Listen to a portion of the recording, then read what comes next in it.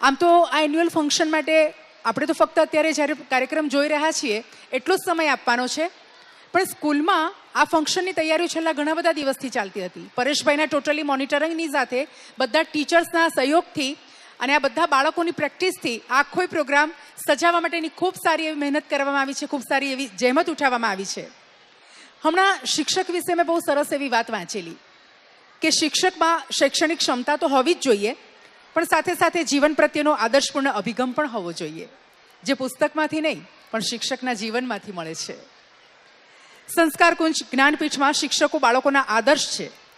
શિક્ષકો પોતે જ એક્ટિંગ કરી અને જીવંત પાત્રો બનીને સ્ટોરી કહે છે, તો સાથે સ્કૂલમાં અનેક ઉત્સવોની દબદબાભેર ઉજવણી પણ કરવામાં આવે છે.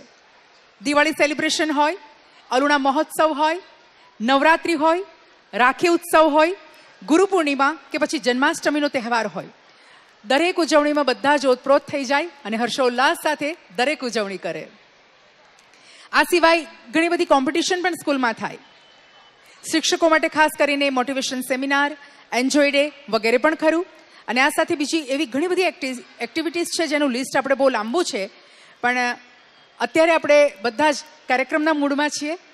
આપ સૌ પરિચિત હશો જ કે કઈ કઈ સ્પર્ધાઓ અને કયા કયા પ્રોગ્રામ થાય છે. અને હમણાં આગળ મેં જણાવ્યું એ પ્રમાણે જ્યારે આપણે બાળકોનું પહેલું એડમિશન લેનારા બાળકોનું સન્માન કર્યું ત્યારે કે 2017થી ઇંગ્લિશ મીડિયમના શરૂ થવાના એંધાણ અત્યારે આપણે વર્તાઈ રહ્યા છે, એટલે આપણે એ પણ લાભ લઈશું. એડમિશન સ્ટાર્ટ થઈ ગયા છે. 2017માં ઇંગ્લિશ મીડિયમ પણ સંસ્કાર કુંજ જ્ઞાનપીઠમાં ઓપન થવા જઈ રહ્યું છે.